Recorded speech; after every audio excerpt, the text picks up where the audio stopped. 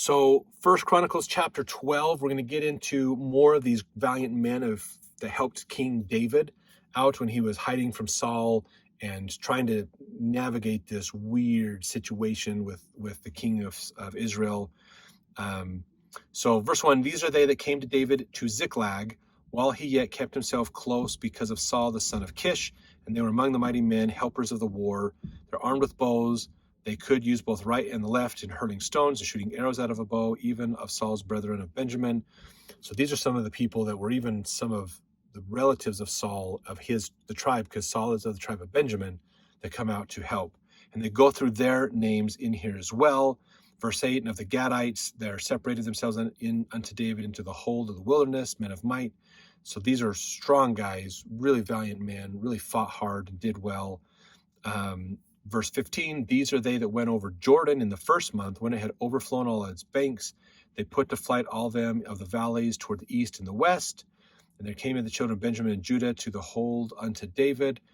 David went out to meet them and answered and said unto them, if ye be come peaceably unto me, help me, mine heart shall be knit unto you. But if ye be come to betray me to mine enemies, seeing there is no wrong in mine hands, the God of our fathers, look thereon and rebuke it. So he's kind of, if you're here for peace, we're good. If you're not, you're out, man. And then here's a story here. Verse 18, the Spirit came upon Amasai, who was chief of the captains, and he said, thine are we, David, and on thy side, thou son of Jesse. Peace be unto thee, and peace be to thine helpers, for thy God helpeth thee. Then David received them and made them captains of the band.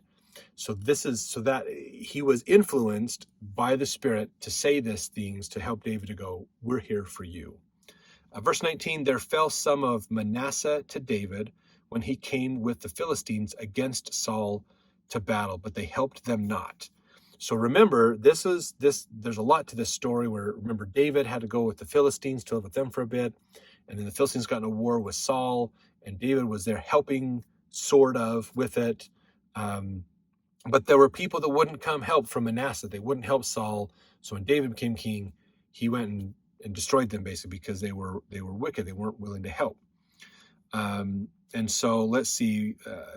But they helped them not, for the lords of the Philistines upon advisement sent him away, saying, he will fall to his master Saul to the jeopardy of our heads. So this is where basically David, instead of fighting Saul, they send David to go on another way. And there's another group that comes in to fight the Philistines, kind of a backdoor. So David ends up routing them.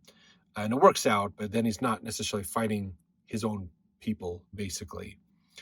And then Manasseh and these other groups fell to him as well.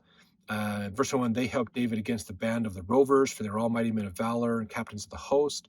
So this is getting into, again, more of these people that were helping David from a military standpoint, protect him and help him in his military efforts, basically. And then eventually, of course, he becomes the king as all Israel comes together at Hebron to anoint him to be king. And then they go wipe out the people in Jerusalem, and he takes over in Jerusalem, basically. So that is chapter 12 that we get.